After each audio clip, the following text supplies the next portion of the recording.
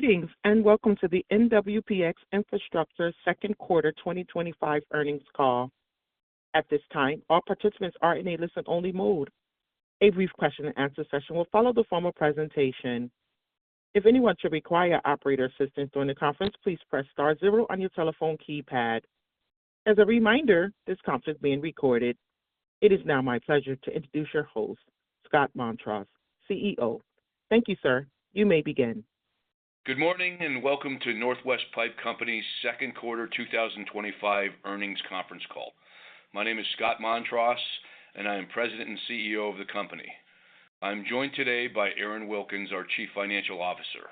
By now, all of you should have access to our earnings press release, which was issued yesterday, August 7th, 2025, at approximately 4 p.m. Eastern Time. This call is being webcast and it is available for replay. As we begin, I'd like to remind everyone that the statements made on this call regarding our expectations for the future are forward-looking statements, and actual results could differ materially. Please refer to our most recent Form 10-K for the year ended December 31st, 2024, and in our other SEC filings for a discussion of such risk factors that could cause actual results to differ materially from our expectations. We undertake no obligation to update any forward-looking statements. Thank you all for joining us today. I'll begin with a review of our second quarter performance and outlook for 2025.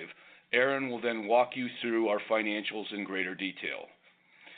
We are pleased to report on the continued strong momentum in the second quarter, in which we achieved record-setting performance. These results reaffirmed the strength of our strategic plan and disciplined execution. Before diving into the financials, I want to highlight a pivotal shift that reflects our strategic direction: our recent rebranding to NWPX Infrastructure. This new corporate identity reflects our growth in the water infrastructure sector, removing geographic and product constraints while positioning us as a national, solutions-driven infrastructure provider. With an expanded portfolio that now goes beyond steel pressure pipe, we've defined our segment naming convention with Water Transmission Systems, or WTS, replacing Engineered Steel Pressure Pipe, SPP, while retaining the Northwest Pipe branding for our suite of engineered water transmission system products to preserve our strong market recognition. Our precast infrastructure and engineered systems segment name remains unchanged. We are confident in our trajectory and our ability to scale our success under the NWPX Infrastructure banner. Now turning to our second quarter results. Net sales of $133.2 million reached a new quarterly high under our current configuration of the company, increasing 2.8% over the prior year and demonstrating strong operational execution and demand across both of our business segments. Our performance was driven by continued momentum in our water transmission business and record performance from our precast segment. That translated into healthy margins, driving profitability of 91 cents per diluted share for the quarter. Through the disciplined working capital management, we delivered positive free cash flow of $3.1 million in the first half of 2025 versus negative $14.4 million in the first half of 2024, a positive swing of $17.6 million, reinforcing our financial strength and positioning us for continued momentum through the remainder of the year. To further break down our segment-level results, revenue from our WTS segment totaled $84.6 million, down 5.5% year-over-year, primarily due to lower production volumes resulting from the mix of projects produced in the second quarter. The decline in WTS net sales was partially offset by higher realized selling prices, also largely due to changes in product mix. Encouragingly, the impact of new trade policies that led to various customer-related shipping delays in the first quarter has largely subsided. Through this period of market uncertainty, our team has remained highly effective, actively engaging with our customers, executing disciplined pricing strategies, in securing increased volume of bids. Our WTS backlog, including confirmed orders, significantly improved by over 20% to $348 million as of June 30th, from $289 million as of March 31st, and was consistent with levels as of June 30th last year. We expect third quarter to be the largest bidding quarter of the year, and we continue to anticipate full year 2025 bidding levels to be in line with or modestly higher than 2024. Now turning to our precast segment. Precast revenue grew 21.5% year over year to a new quarterly record of $48.6 million. This growth was fueled by sustained momentum on the residential side of our Geneva business, where strong demand drove higher production and shipment levels. While overall volume remained solid, gains were partially tempered by the slower to improve results in the non-residential construction-related portion of our precast business, as broader macroeconomic headwinds, including effects from the new trade policies and persistently high interest rates, continued to impact commercial construction activity. However, we are continuing to see some signs of improvement at a modest rate. The Dodge Momentum Index grew 6.8% in June due to steadily improving non-residential construction activity, but expected weaker consumer spending and travel demand, as well as funding uncertainty, may still be muting projects going into the planning queue. However, the Dodge Momentum Index was 20% higher in June of 2025 versus last year, signaling year-over-year growth in non-residential construction planning. The commercial sector was up 11% versus the prior year, while the institutional sector was up 46%, albeit compared to a weak June in 2024. On the pricing front, the residential portion of our precast business saw positive momentum related to continued strong demand at Geneva. However, these pricing gains were partially offset by the slower to improve demand and pricing in our non-residential business, reflecting the more cautious environment. As of June 30th, our precast order book was $56 million, down from the near record levels of $64 million as of March 31st and $62 million as of June 30th, 2024. On the residential side of our business, Geneva order activity remains strong, with bookings coming in at an elevated rate and volume being fulfilled more quickly, which helps explain why the current order book appears lighter versus the prior year. Additionally, a notable portion of the order book stemmed from the non-residential side of our precast business, signaling improving momentum and strengthening demand throughout the remainder of 2025. Our consolidated gross profit in the second quarter was $25.4 million, down 1.7% year over year, resulting in a gross margin of 19% compared to 19.9% in the prior year. Our WTS gross margin of 17.8% declined by approximately 120 basis points over last year due to lower production volumes and the associated decline in overhead absorption. This was largely driven by the mix of projects we produced during the quarter, though the impact was partially offset by improved selling prices. It is, however, important to note that our WTS margin is up 230 basis points sequentially over the first quarter of 2025, with positive momentum that is continuing to build.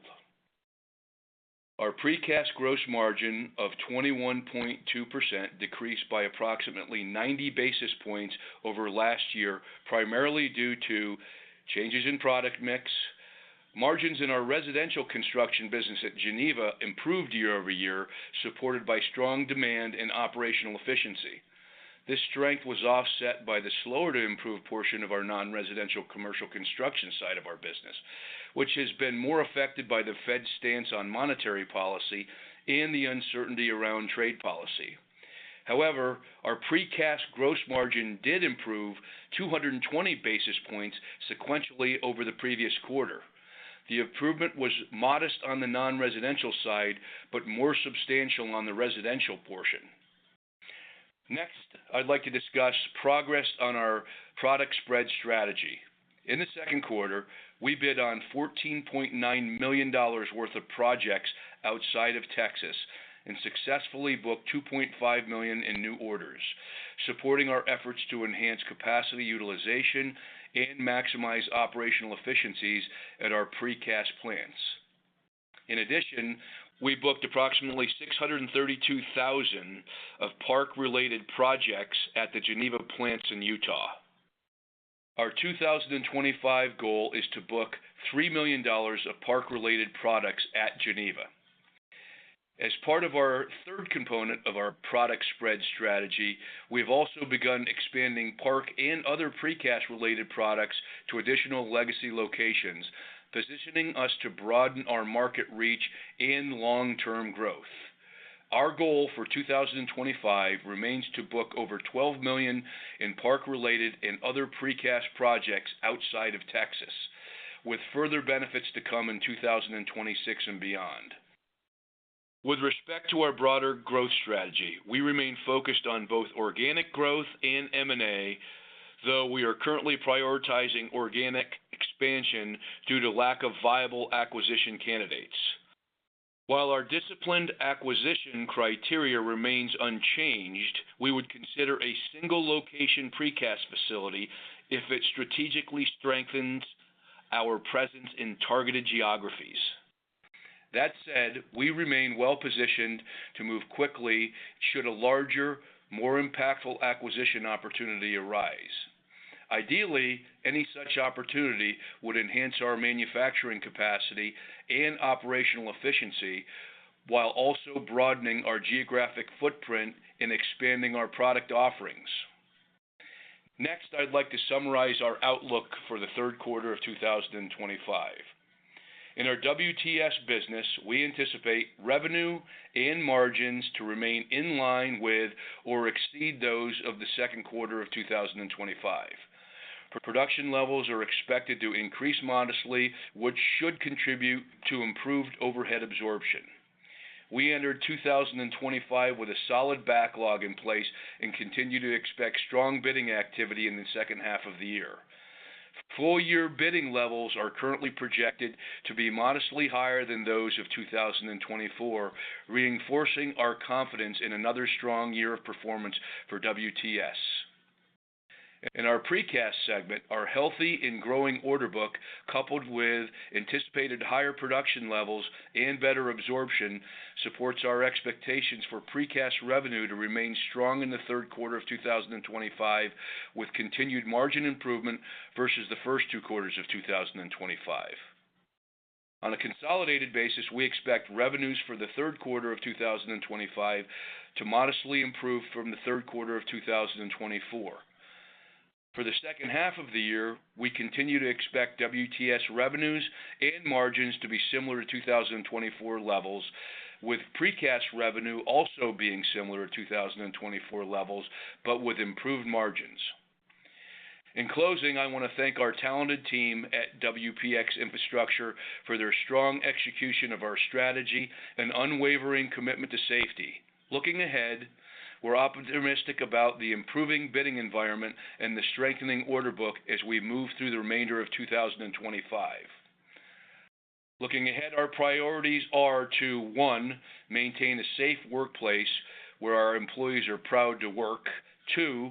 Focus on margin over volume.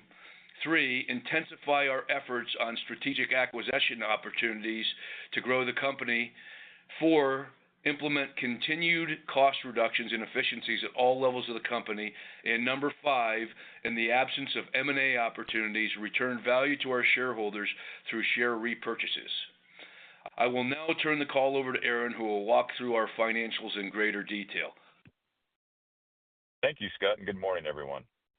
Before I begin, I'd like to highlight our continued focus on enhancing shareholder returns, consistent with our capital allocation strategy. Through July 31st, the final trading day in our most recent Rule 10b5-1 trading plan, we repurchased approximately 363,000 shares, or approximately $15 million worth of our common stock, for an average price of $41.21 per share. This represents 3.6% of the ending shares outstanding on March 31st, 2025. Given the health of our balance sheet, we believe it is prudent to continue to take advantage of market opportunities for future share repurchases while also continuing to invest strategically to grow our business. Next, I'll turn to our second quarter profitability. Consolidated net income was $9.1 million, or 91 cents per diluted share, compared to $8.6 million, or 86 cents per diluted share in the second quarter of 2024. Our second quarter consolidated net sales increased 2.8% to $133.2 million, compared to $129.5 million in the year-ago quarter. Sales for the Water Transmission Systems segment decreased 5.5% to $84.6 million, compared to $89.5 million in the second quarter of 2024. The decline was driven by a 10% reduction in tons produced, resulting from changes in project timing, partially offset by a 4% increase in selling price per ton due to changes in product mix. Precast segment sales in the second quarter increased 21.5% to a record $48.6 million, compared to $40 million a year ago. Performance was driven by a 13% increase in volume shipped, as demand at our Geneva operations in Utah remained strong, and a 7% increase in selling prices due to changes in product mix. As a reminder, the products we manufacture are unique. Shipment volumes in the case of precast, production volumes in the case of WTS, and the corresponding average sales prices for both segments do not always provide comparable metrics between periods, which are highly dependent on the composition of each segment's product mix. Our second quarter consolidated gross profit decreased 1.7% to $25.4 million, or 19% of sales, compared to $25.8 million, or 19.9% of sales in the second quarter of 2024. WTS gross profit decreased 11.3% to $15.1 million, or 17.8% of segment sales, compared to gross profit of $17 million, or 19% of segment sales in the second quarter of 2024, primarily due to decreased production volume as well as changes in product mix. Precast gross profit increased 16.7% to $10.3 million, or 21.2% of segment sales, from $8.9 million, or 22.1% of segment sales in the second quarter of 2024, primarily due to changes in product mix. Selling, general, and administrative expenses declined by less than 1% to $12.1 million, compared to $12.2 million in the second quarter of 2024, as lower professional fees and incentive compensation expense was partially offset by higher base compensation. As a percent of sales, our SG&A improved to 9.1% from 9.4% in the prior year. For the full year 2025, we now estimate our consolidated selling, general, and administrative expenses to be in the range of $50 to $51 million. Depreciation and amortization expense in the second quarter of 2025 was $4.9 million, compared to $4.7 million in the year-ago quarter.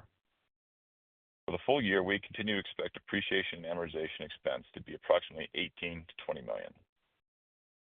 Interest expense decreased to $0.8 million from $1.8 million in the second quarter of 2024, due primarily to a decrease in average daily borrowings. For the full year of 2025, we continue to expect interest expense of approximately $3 million. Our second quarter income tax expense was $3.4 million, resulting in an effective income tax rate of 27.5%, which was primarily impacted by non-deductible permanent differences. This compares to $2.9 million in the year-ago quarter, or an effective income tax rate of 25.5%, which was also impacted by non-deductible permanent differences. We continue to expect our tax rate for full year 2025 within the range of 24 to 26%. Next, I will transition to our financial condition. For the second quarter, net cash provided by operating activities was $5.4 million, compared to $22.3 million in the second quarter of 2024. The $16.9 million decline was primarily due to changes in working capital. Our capital expenditures for the second quarter were $3.5 million, compared to $6.1 million in the second quarter of 2024. For the full year 2025, we continue to expect CapEx in the range of $19 to $22 million, including about $5 million for various investment projects, most notably to support precast product spread, as well as initiatives to grow both our Park and Geneva businesses to $100 million top line in the near term. Accordingly, we produced positive second quarter free cash flow of $1.9 million compared to $16.2 million in the year-ago quarter. For full year 2025, we continue to anticipate free cash flow to range between $23 and $30 million. Strengthening consistent cash generation remains a top priority for our leadership team, which is focused on driving growth both organically and through prospective M&A as appropriately valued opportunities arise. As of June 30th, 2025, we had $30.6 million of outstanding borrowings on our credit facility, leaving approximately $93 million in additional borrowing capacity on our credit line. Our balance sheet remains healthy with ample liquidity to execute our capital allocation priorities. To close, we're very proud of our strong execution we delivered in the second quarter, resulting in record-setting results. Our performance highlights the strength and adaptability of our business model and reinforces our confidence in our ability to drive continued momentum through the remainder of 2025 and beyond. We thank our employees for their unwavering focus on safety and operational excellence, which has been instrumental in achieving these results.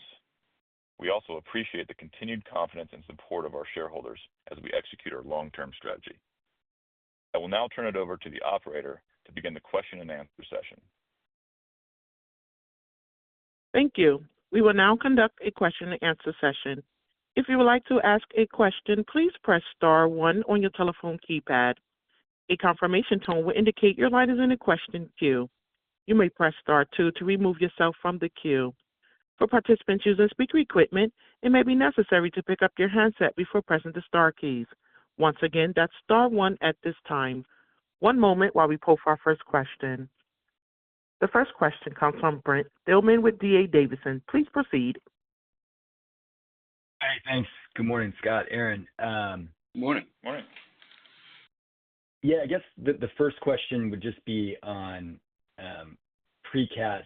Seems like somewhat kind of bifurcated market trends you're experiencing there. It sounds like residential is fairly healthy for you, somewhat surprising in this climate, but non-res is working against you to some degree. I don't know, Scott, if you can talk about whether you're seeing any inflection points in the weaker side of the precast business, whether there's some kind of pent-up optimism that maybe something turns there in the second half based on inquiries, customer conversations. Be curious there. Yeah, I think, Brent, obviously the trade policy thing, I think, put a little bit of a dent into the non-residential side of the precast business at the beginning of the year, and it slowed things down. But we're now seeing an order rate that's picking up on the non-residential side and gaining strength and kind of getting back to a relatively normal pace and level, which we haven't seen for some period of time.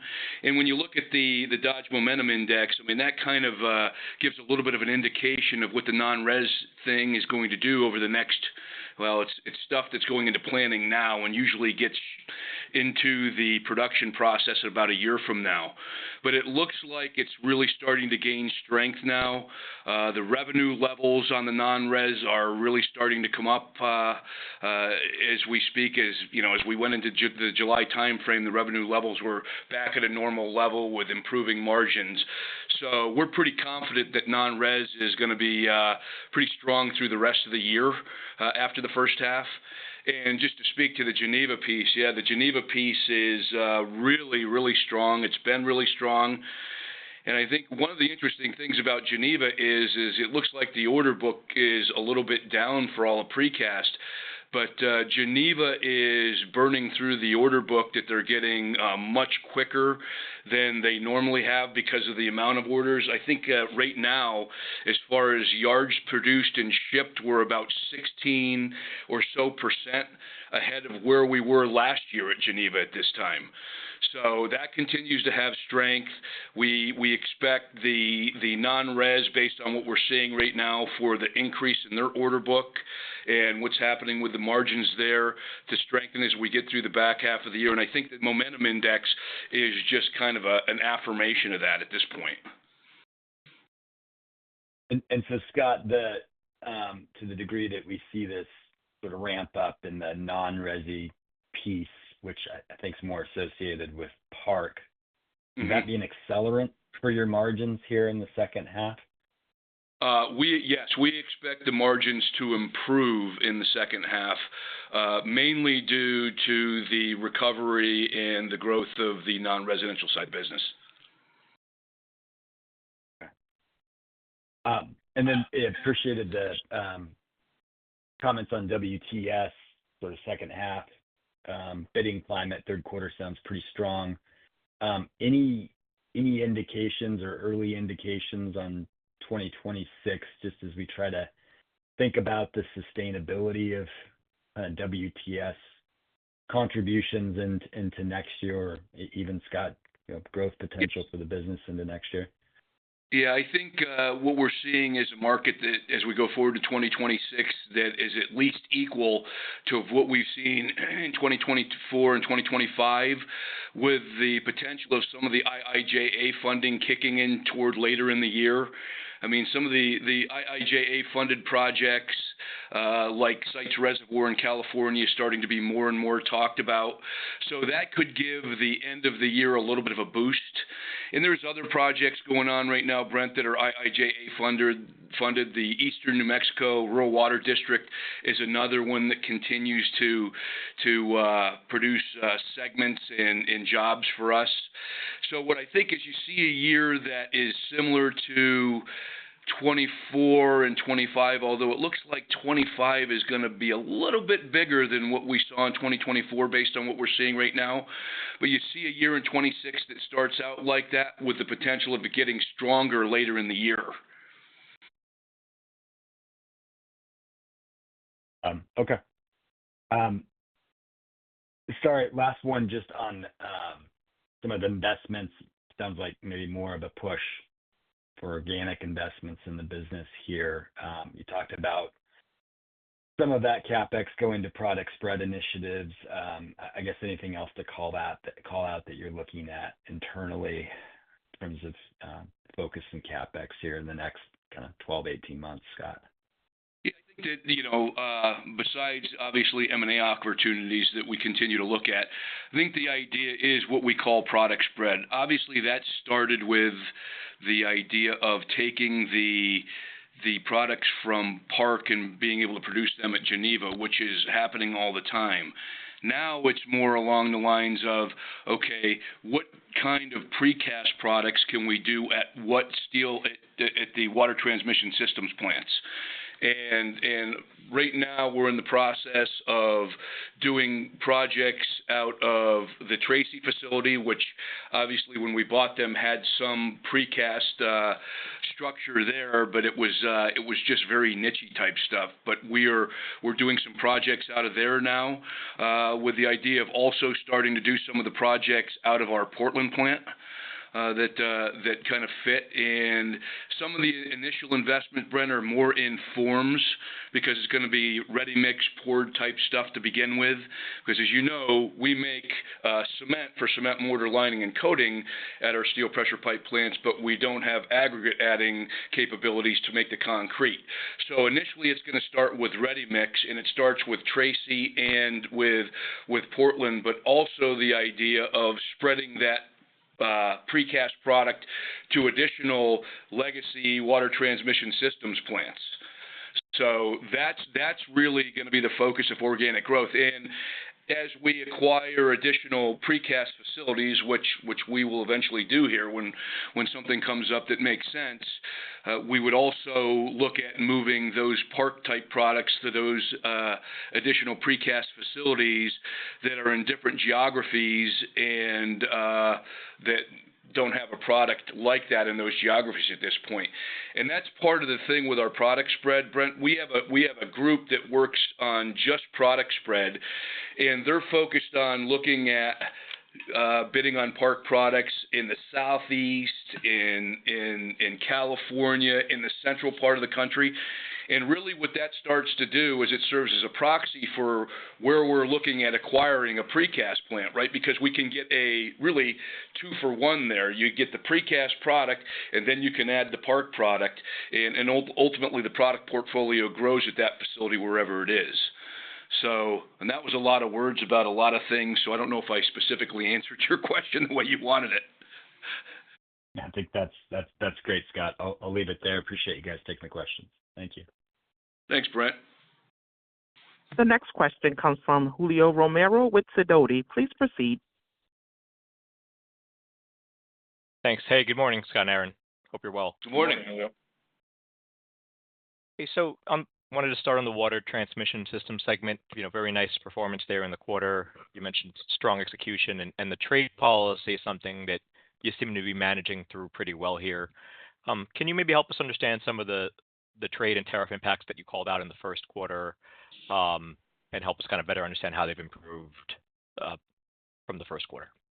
Right. So what we had is a first quarter where some of the administration's trade policies prevented us from being able to recognize some of the revenue and gross profit in the first quarter that we would have normally done. So what we, obviously when we talked about this in the first quarter call, we said we would get a little bit of that back in the second quarter, which it looks like we got some of it back in the second quarter. Maybe a little bit of it will come back in the third quarter. So it's kind of getting peanut buttered across those quarters. But the way it's being managed now, and the place where it's most evident is in our SLRC Mexico facility.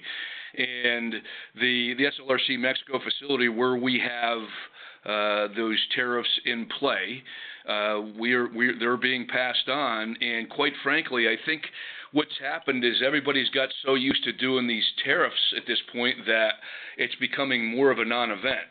Now, at the same time, we are booking, as we talked about, work from our SLRC facility shipping into Canada, to which there is no tariff. And as I mentioned during the last call, we had a job that was $25 million, and now we've booked another job that's a substantial size job into Canada from that same facility. So that's really where the only impact is. And I think longer term, the idea of you look at SLRC and go, well, God, if these trade policies are going to remain in place for a long period of time, what does that mean for the SLRC facility? Well, one of the things to note is that our fully burdened cost at our SLRC facility is a fraction of what it is at other plants, and we could be competitive in either way. So that won't affect us that much. The other thing is we still work on getting the inclusion from the government, which is, I don't know why they use the word inclusion, it's really an exclusion, but to get us exempted from those tariffs, because all of that product is from steel that's mine melted in the U.S., moved over into Mexico, formed into water transmission systems, and shipped back. And what it does is give the customers and the consumers in the United States the lowest cost of ownership, right? So eventually I think that's going to sink in, and ultimately we probably get an inclusion from that. But in the meantime, we continue to ship into Canada. We continue to get projects that we're capable of doing and still producing solid margins. And all it's done is, and I don't mean to use a term that's being used a lot right now, it's redistricting us a little bit on where we get jobs and where we're putting jobs. And because we have 6 main steel pressure pipe plants, we have such utility to do those things that ultimately it starts to become a kind of a moot point. Great, really helpful context there. And I wanted to talk a little bit about what you mentioned about markets seeming to accept the tariff situation, and that's kind of what it is, and just moving along anyway. Did additional maybe tariff announcements in the quarter cause any renewed delays or any changes in customer behavior? And if so, have they extended into July? Well, it really didn't change much on customer behavior. I think it caused what I would say is a little bit of fright here internally for a little while, simply because it was a 25 to 50% thing, right? But it was a change in what the tariffs were applied against, right? So it was 25% against, I can't remember, it was overhead, it was product, it was all those things. So that was on the 25% piece. When it went to 50%, it was just on the cost of the steel. So it didn't really have a major impact on anything going forward that we were doing.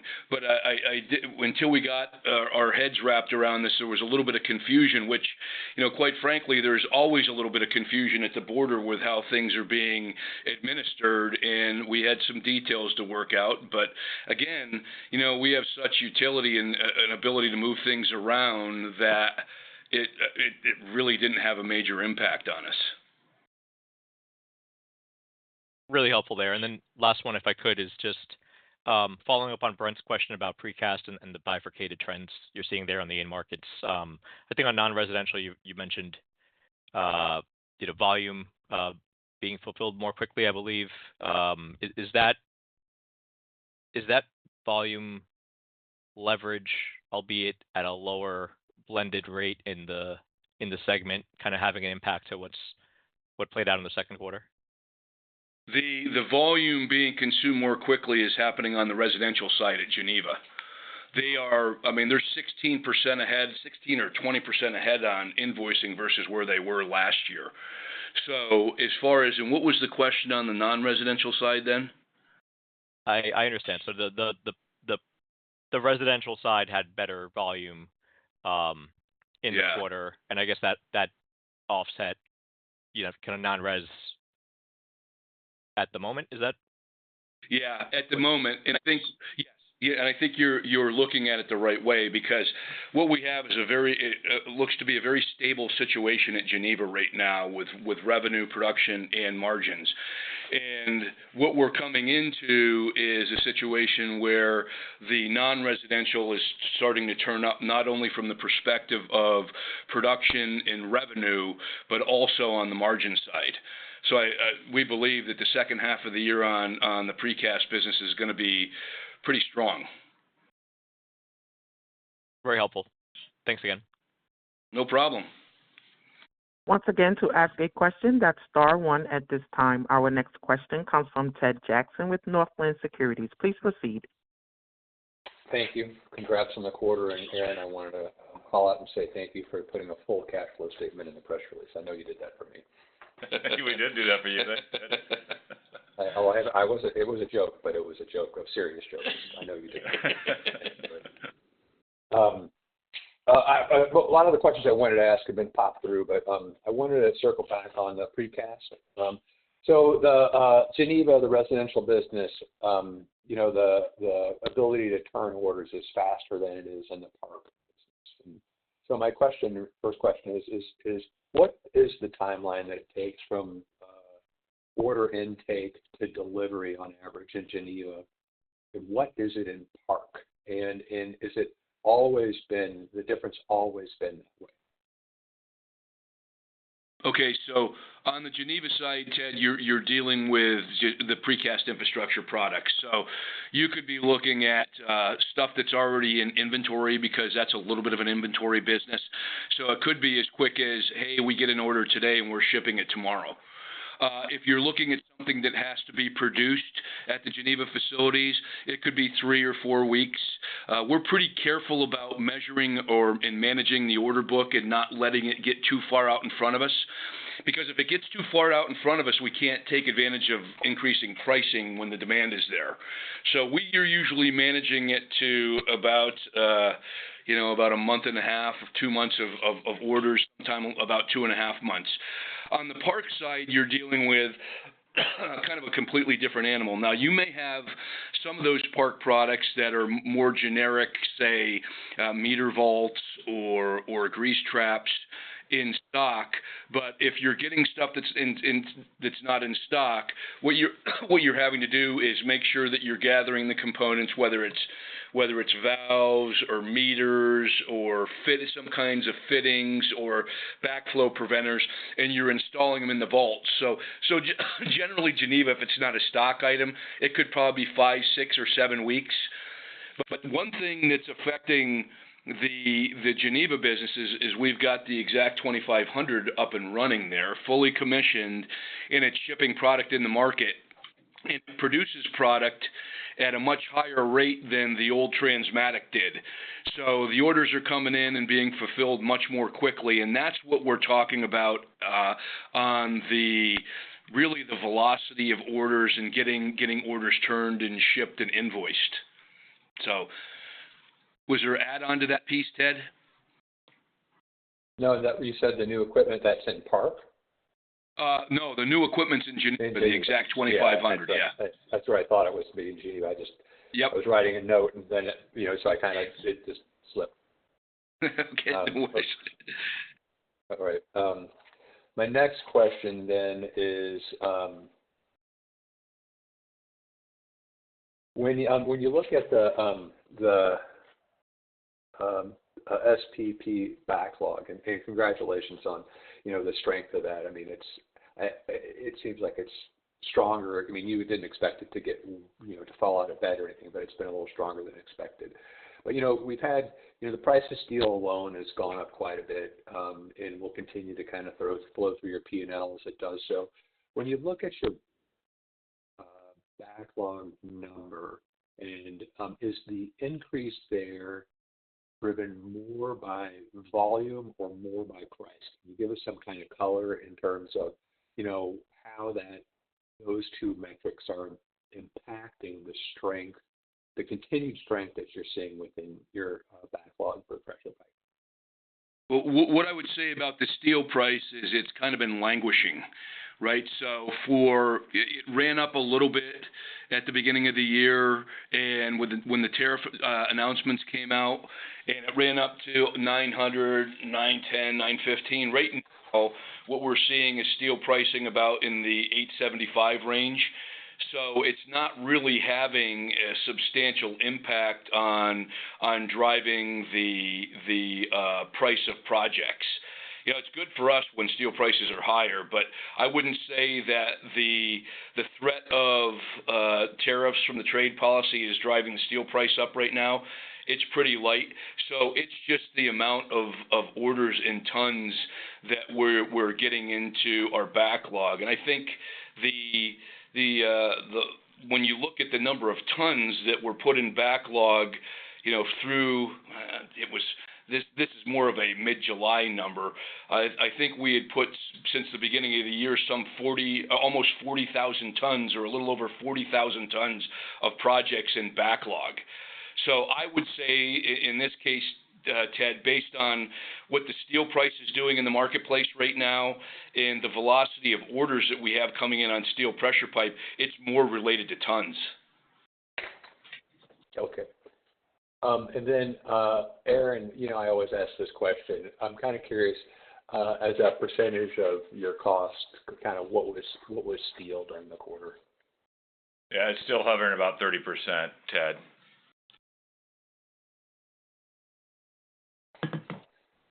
And then, is there anything else? I had one more I wanted to ask that came out. No, that got it. Okay, I'm going to step out of line. Thanks very much. Thanks, Ted. Thanks, Ted. Thank you. At this time, I would like to turn the call back over to Mr. Scott Montross for closing remarks. Yes, I'd like to thank everybody again for joining us today and just leave you with a few takeaways. We're very, very pleased with the operational execution in a market that's been relatively dynamic so far as we've gone through this year. And ultimately, I think it confirms the strategic choices that we've made over the last several years and the results that we've been able to deliver, and really the creation of a more resilient company. And I think that our strong execution is driving revenue growth and positive free cash flow. And I think a lot of that free cash flow, I have to say, is related to the water transmission systems business. Because I think for a lot of years that business tied up a great deal of cash in the company, and now the focus on cash flow has really turned that water transmission business into a cash flow generating machine. So I think the numbers that we're seeing, the backlogs, the order book is really a clear reflection of a healthy demand and performance across both business segments. And I think looking ahead for the remainder of 2025, We expect the bidding in the water transmission side of the business to remain robust and with elevated levels versus what we saw in 2024. And we expect the order book and backlog to remain strong and build momentum through this first half into the second half of the year and going into 2026. The residential side of our precast business continues to perform exceptionally well, driving record results. And again, we're seeing signs of slow and steady growth on the non-residential side. And we expect the results to come in for the precast side of the business in 2025. We expect those results to come in very strong. And I think, in summary, we continue to uphold our core priorities of ensuring the safety of our workforce and driving margin expansion and executing on the strategic growth initiatives and creating long-term value for our shareholders. And I'd like to thank everybody again for your time and continued support, and we look forward to speaking with you again in the third quarter call in November. So thank you very much. Thank you. This does conclude today's teleconference. You may disconnect your lines this time. Thank you for your participation and have a great day.